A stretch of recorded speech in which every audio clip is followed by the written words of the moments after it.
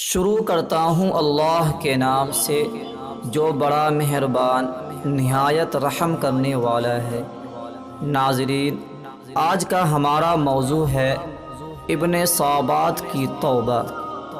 ابن صابات بغداد کا نامی گرامی چور تھا۔ کوئی شریف آدمی اس کا نام سن کر انتہائی نفرت کا اظہار کیے بغیر نہ رہتا تھا۔ وہ اپنے پیشہ میں ایسا ماہر تھا کہ 20 چوریاں کرنے کے باوجود قانون کی گرفت میں نہیں آیا تھا، لیکن آخر کب تک ایک دن حکام نے اسے گرفتار کر ہی لیا۔ قانون وقت کے مطابق اس کا ایک ہاتھ کاٹ ڈالا گیا اور پھر اس کو ایک ناقابل اصلاح مجرم قرار دے کر مدت العمر کے لیے قید خانہ میں بھیج دیا گیا۔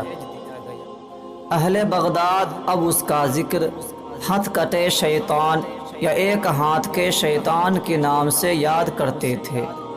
10 برس کی طویل زندگی قید خانہ میں بسر کر کے ایک دن ابن صابات کسی طرح بھاگ نکلا اور قید خانے سے باہر آتے ہی اپنے قدیم پیشہ کو از نو شروع کرنے کا ارادہ کر لیا۔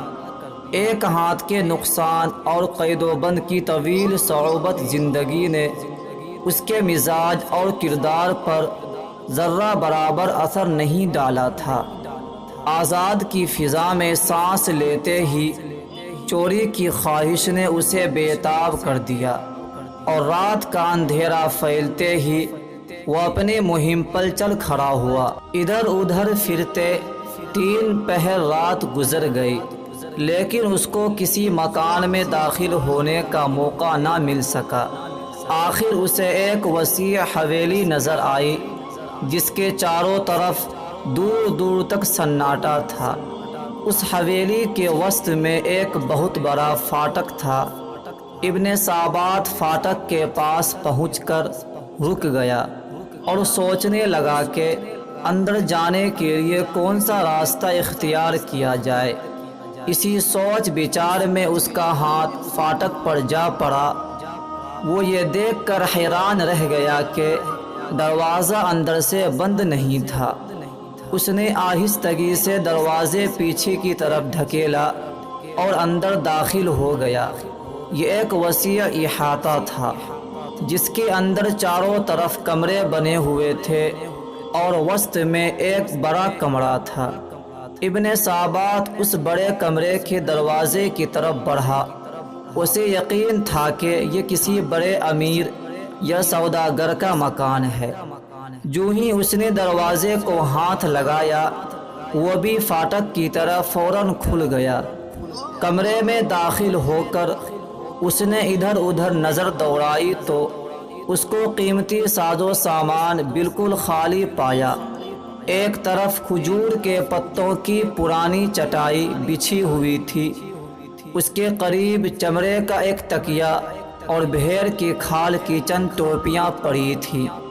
ایک گوشہ میں پشینہ کے موٹے کپڑے چند تھان بکھرے پڑے تھے۔ ابن صابات ایسے معمولی سامان کو دیکھ کر جھلا اٹھا اور مکان کے مالک کو بے تحاشا گالیاں دینے لگا۔ اس احمق نے اتنے بڑے مکان میں کیسا گھٹیا کپڑا اور سامان رکھا ہوا ہے۔ بہرحال مکان سے خالی ہاتھ جانا اسے منظور نہ تھا۔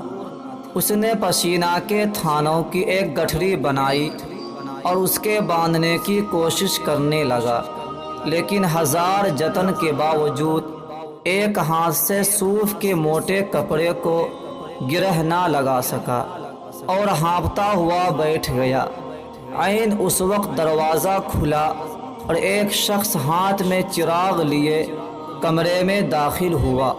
خوف اور دہشت سے ابن صابات کے جسم پر لرزہ طاری ہو گیا۔ اس نے داخل ہونے والے آدمی کو دیکھا۔ اس کا قد دراز، کمر خمیدہ اور جسم انتہائی نحیف تھا، جس پر ہلکے رنگ کی ایک لمبی قبا اور سر پر بھیڑ کی کھال کی کشادہ ٹوپی تھی۔ اس قدر نحیف و نزار ہونے کے باوجود اس شخص کے چہرے پر عجیب طرح کا اطمینان اور نور تھا۔ اس کی آنکھوں میں ایسی چمک تھی جس سے کوئی دوسرا شخص اثر پذیر ہوئے بغیر نہیں رہ سکتا تھا۔ اس نے کمرے میں داخل ہو کر چراغ ایک طرف رکھ دیا اور انتہائی شیریں آواز میں ابن ساباس سے مخاطب ہو کر کہا، میرے بھائی، خدا تم پر رحم کرے، یہ کام روشنی اور کسی ساتھی کی مدد کیے بغیر انجام نہیں پا سکتا۔ دیکھو یہ چراغ روشن ہے اور تمہاری مدد کے لیے میں حاضر ہوں۔ اب ہم دونوں یہ کام اطمینان کے ساتھ کر لیں گے۔ ابن سابات حیرت سے اجنبی کی منہ کی طرف تک رہا تھا اور اس کی سمجھ میں نہیں آ رہا تھا کہ یہ کیا معاملہ ہے۔ اتنے میں اجنبی نے تھانوں کو 2 حصوں میں تقسیم کر دیا اور پھر ان کو الگ الگ 2 گٹھریاں باندھ لی۔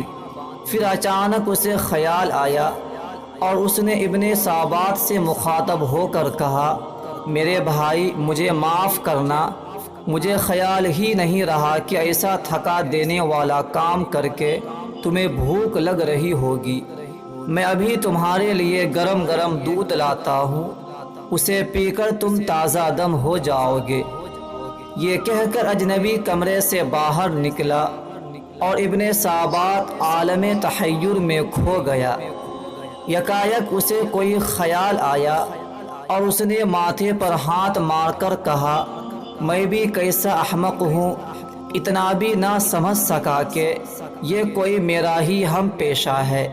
اتفاق سے آج ہم دونوں اس مکان میں جمع ہو گئے ہیں۔ یہ گھر کا بھیدی معلوم ہوتا ہے۔ اسے معلوم تھا کہ آج یہ مکان رہنے والوں سے خالی ہے، اس لیے وہ روشنی کا سامان لے کر آیا۔ جب اس نے دیکھا کہ میں پہلے سے پہنچا ہوا ہوں تو اس سامان میں آدھے کا حقدار بننے کے لیے میرا ساتھ دینے پر آمدہ ہو گیا۔ وہ یہی سوچ رہا تھا۔ اجنبی ہاتھ میں دودھ کا پیالہ لیے پھر کمرے میں داخل ہوا اور یہ کہہ کر پیالہ ابن سابات کے ہاتھ میں پکڑا دیا کہ اسے پی لو، یہ تمہاری بھوک اور تھکان کو دور کر دے گا۔ ابن سابات کو فی الواقع سخت بھوک لگ رہی تھی۔ اس نے آنن فانن دودھ کا پیالہ خالی کر دیا اور پھر کڑک کر اجنبی سے کہا، دیکھو میں تم سے پہلے پہنچ گیا تھا، اس لیے ہمارے پیشہ کے اصول کے مطابق تمہارا اس مال پر مطلق کوئی حق نہیں، تاہم تم نے مال سمیٹنے میں جس مستعدی کا ثبوت دیا ہے اس کے پیش نظر میں تمہیں تھوڑا بہت مال دے دوں گا۔ چلو اب گٹھریاں اٹھائے اور چلے۔ ابن سابات کے جواب میں اجنبی مسکرایا اور پھر شفقت آمیز لہجے میں کہا، میرے بھائی، تم میرے حصے کا خیال کر کے کیوں اپنا دل میلا کرتے ہو؟ میں تم سے کسی چیز کا مطالبہ نہیں کروں گا۔ تمہارا ایک ہاتھ ہے، یہ چھوٹی گٹھری تم اٹھا لو اور بڑی گٹھری میں اٹھا لیتا ہوں، جہاں تم کہہ دو میں پہنچا دوں گا۔ ابن سابات نے کہا، بس ٹھیک ہے، تمہیں مجھ سے بہتر سردار سارے ملک میں نہیں مل سکتا۔ میں یہ چھوٹی گٹھری اٹھا لیتا ہوں اور تم بڑی گٹھری اٹھا کر میرے آگے آگے چلو۔ نحیف الجثہ اجنبی نے پورا زور لگا کر بڑی گٹھری کمر پر لا دی۔ اس کی خمیدہ کمر اس کے بوجھ سے اور بھی خمیدہ ہو گئی اور وہ آہستہ آہستہ قدم اٹھاتا ابن سابات کے آگے آگے چل پڑا۔ لیکن ابن سابات کو بہت عجلت تھی کیونکہ رات بہت تیزی سے ختم ہو رہی تھی۔ وہ بار بار اجنبی کو ٹوک دیتا کہ تیز چلو۔ اجنبی کئی بار ٹھوکر کھا کر گر پڑا، لیکن پھر اٹھ کر کھڑا ہوا اور ہانپتا کانپتا پھر تیز تیز قدم اٹھانے لگا۔ ایک جگہ چڑھائی تھی، اجنبی کو بھاری بوجھ کی وجہ سے سخت مشکل پیش آئی اور وہ ایک جگہ بے اختیار گر پڑا۔ ابن سابات نے اس پر گاڑیوں کی بوچھار کر دی اور پھر اس کی کمر پر زور سے ایک لات رسید کی اجنبی جوں تو کر کے اٹھ کھڑا ہوا اور ابن صابات سے معذرت کرنے لگا۔ ابن صابات نے گٹھری پھر اس کی کمر پر رکھ دی اور دونوں چلتے چلتے شہر سے دور ایک پرانے کھنڈر میں جا پہنچے۔ یہاں ابن صابات کی پناہ گاہ تھی۔ وہ اپنی گٹھری باہر رکھ کر کھنڈر کی دیوار سے اندر کود گیا اور اجنبی نے دونوں گٹھریاں باہر سے اندر پھینک دی۔ اس وقت چاند کی روشنی میں ابن صابات نے اطمینان سے اجنبی کے چہرے پر نظر ڈالی جو اس کے سامنے کھڑا ہانپ رہا تھا۔ اس نے محسوس کیا کہ اجنبی کے چہرے سے نور کی شعاعیں پھوٹ پھوٹ کر نکل رہی ہیں۔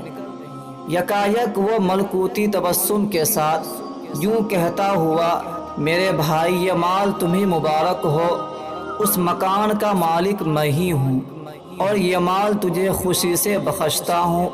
افسوس کہ میں تمہاری خاطر خواہ خدمت نہیں کر سکا، بلکہ راستے میں اپنی کمزوری اور سستی کی وجہ سے تمہاری پریشانی کا باعث بنا۔ خدا کے لیے مجھے معاف کر دو۔ اچھا، اب میں تم سے رخصت چاہتا ہوں، خدا حافظ۔ اجنبی یہ کہہ کر تیزی سے شہر کی طرف روانہ ہو گیا، لیکن اس کے الفاظ خنجر بن کر ابن صابات کے سینے پر پیوست ہو گئے۔ سیاہ کاری کے اس پتلے کے دل و دماغ کو اجنبی کے محیر العقول حسن سلوک نے جھنجھوڑ کر رکھ دیا۔ وہ سوچ رہا تھا کہ دنیا میں ایسے انسان بھی ہوتے ہیں۔ میں نے اسے کیا سمجھا اور اس کے ساتھ کیا سلوک کیا اور اس نے میرے ساتھ کیا سلوک کیا۔ یہ سوچتے سوچتے اس کا دماغ معوف ہو گیا۔ ضمیر کی خلش نے اسے بے چین کر دیا اور سپیدہ سحر نمودار ہوتے ہی اجنبی کی تلاش کے لیے نکل کھڑا ہوا۔ اب اس کے دل میں کسی کا خوف نہیں تھا، بس یہی آرزو تھی کہ اس اجنبی کے قدموں پر سر رکھ دے۔ رات والا مکان ڈھونڈنے میں اسے کوئی وقت نہیں ہوئی۔